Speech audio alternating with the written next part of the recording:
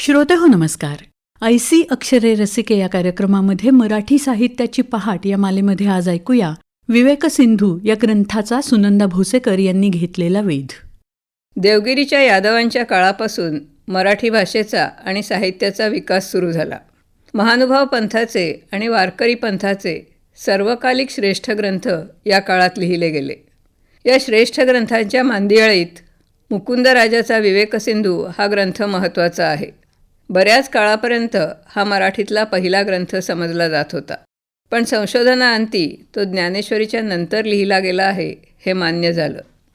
विवेकसिंधूच्या काळाविषयी जसे मतभेद आहेत, तसेच त्याचे लेखक मुकुंदराजांचे मूळ गाव कोणते याविषयीही मतभेद आहेत. ते आंबेजोगाईचे असावेत असा एक मतप्रवाह आहे, तर दुसरा मतप्रवाह ते भंडाऱ्याजवळच्या वैनगंगेच्या तीरावरच्या अंभोरे गावचे होते असे मानतो. भोपाळजवळच्या खेडले गावी त्यांची समाधी दाखवतात. त्यांच्या चरित्राविषयी त्रोटक माहिती उपलब्ध आहे. विवेकसिंधूसह त्यांच्या नावावर 5 ग्रंथ आहेत. शंकराचार्यांचे अद्वैत वेदांताचं तत्त्वज्ञान सर्वसामान्यांना त्यांच्या भाषेत समजावं म्हणून मुकुंदराजांनी विवेकसिंधूचा प्रपंच केला.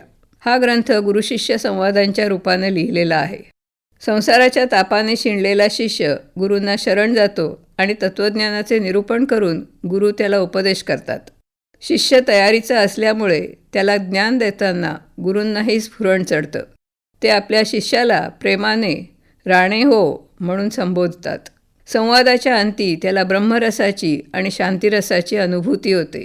त्यांनीच म्हटल्याप्रमाणे, जेथे ब्रह्मरसाची गोडी अखंड अनुभवजे कुडी या ग्रंथाच्या श्रवणाने याची देही मुक्तीचा सोहळा उपभोगता येईल. इतकेच नाही तर विवेकसिंधू भितरी जो जो मुमुक्षू अवगाहन करी तयासी भेटे श्रीहरी साक्षात्कारे असे ते म्हणतात. मुकुंदराज हे विद्वान, अध्यात्मात अधिकारी होते. या ग्रंथात त्यांनी ब्रह्म म्हणजे काय, परमात्मा म्हणजे काय, तो सगुण आहे की निर्गुण, मायेची शक्ती काय आहे, तिचे स्वरूप आणि स्थिती कशी आहे, अविद्येचे स्वरूप काय, हे जग कोणी निर्माण केले, अशा अवघड प्रश्नांचा ओहापोह केला आहे.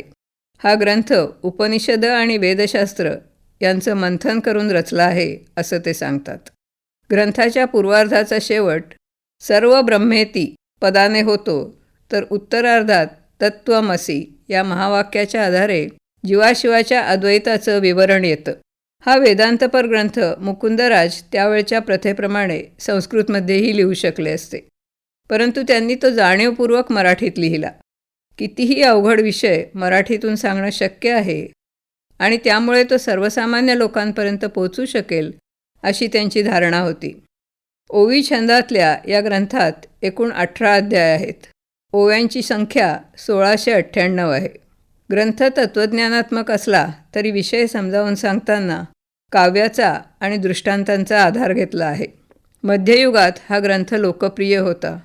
विवेकसिंधूची एक प्रत प्राध्यापक कृपा कुलकर्णी यांना चेन्नईजवळच्या ट्रिप्लिकेनला मिळाली होती.